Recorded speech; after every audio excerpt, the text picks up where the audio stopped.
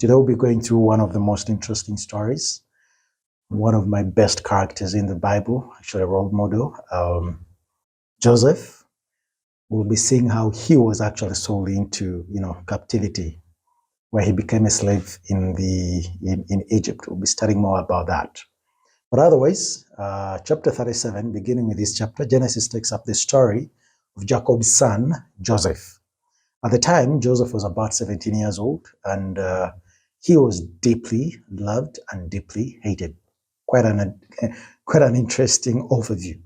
He was also described as the son of Jacob's old age, meaning he was born when Jacob was at his senior years.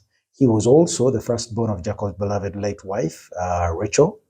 Joseph was more favored by his father, of course, over his older brothers.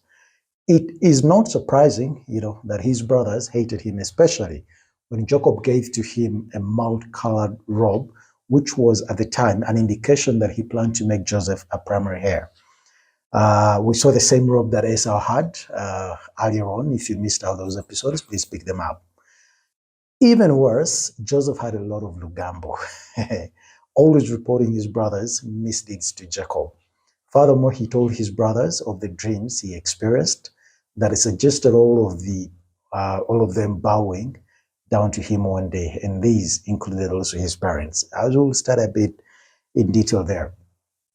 Unfortunately, as always is the case, the fury and the jealousy of his brothers reached a boiling point, and they were determined to kill him.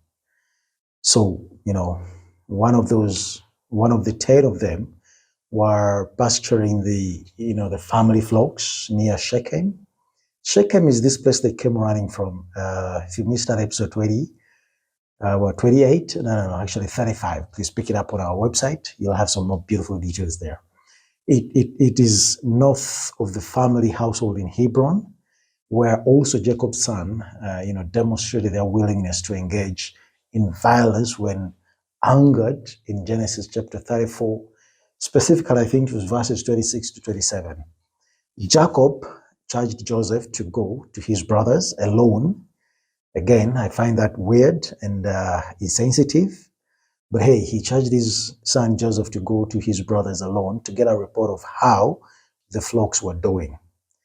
Now, it's possible that Joseph could have, not liked the idea. I mean, it's amazing that Jacob and Joseph were insensitive to the fact that, his sons actually hated Joseph. Regardless, Joseph obeyed, and he started the journey. He eventually located his brothers farther to the north, that is near Dothan. When they saw him from afar, immediately these guys conceived or formed a plan to kill Joseph. It is amazing. Meaning all these plans already, the hatred in their hearts had already grown to the level of murdering their own brothers. Anyhow, this is the chance they've been waiting for, a 1 in a million times. So they plan to kill him, throw his dead body in a nearby pit, and report to their father that Joseph had been killed by what animal. Reuben, who was the oldest son, however, rejected and insisted that instead of killing him, they would rather just throw him alive into the pit, and that Joseph had been killed, and then they would simply go and report that Joseph had been killed by a wild animal in the wilderness. Now, Reuben had a motive behind that plan, and his secret plan was actually to return and rescue Joseph later on and bring him safely to his father. And we'll start about that a bit in detail later. Now, remember, earlier on, Reuben disgraced his father. Actually, he disgraced himself. I think that was in chapter 35, verses 22. And so probably he sees this as an opportunity to redeem himself. If he could do this one good deed, you'll probably see that as one way to, gain or buy into his father's favor.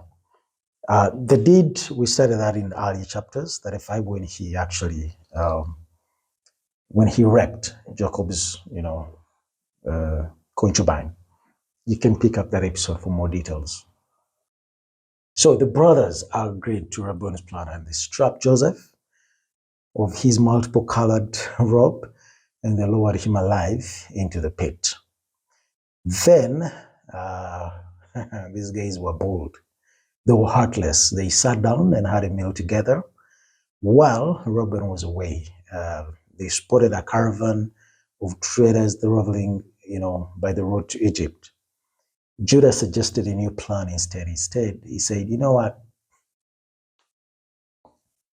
I have a new idea, a new plan that will also have a financial benefit to all of us.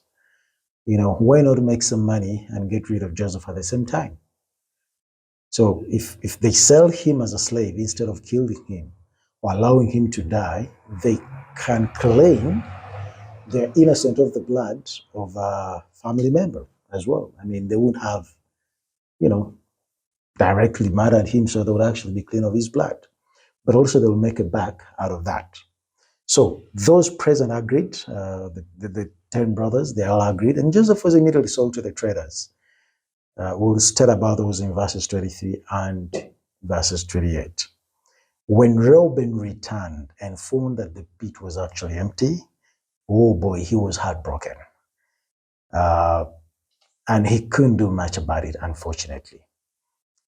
Anyways, to fully sell the lie that Joseph was actually gone, the brothers are innocent before their father, they sort of fabricated evidence. So they killed a goat and smeared the blood on Joseph's unique, multicolored robe.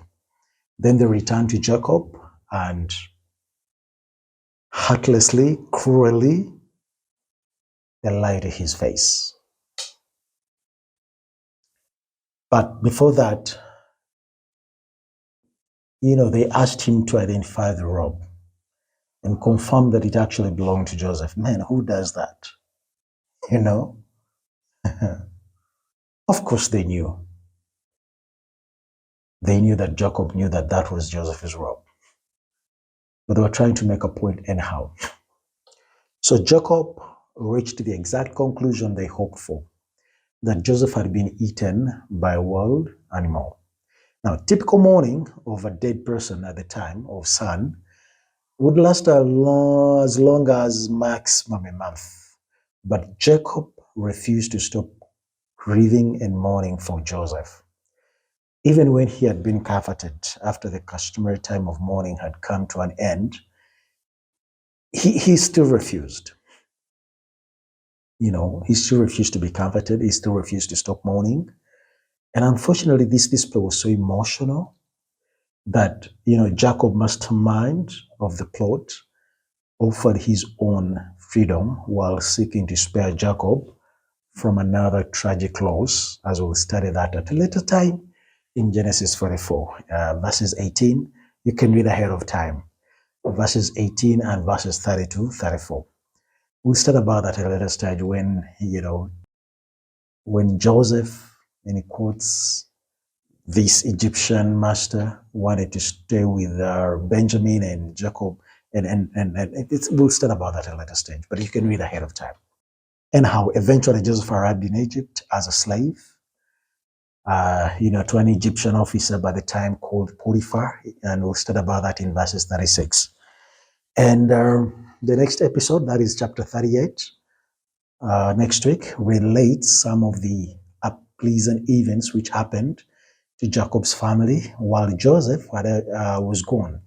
In chapter 39, we resume Joseph's story, now as a captured slave. Amen.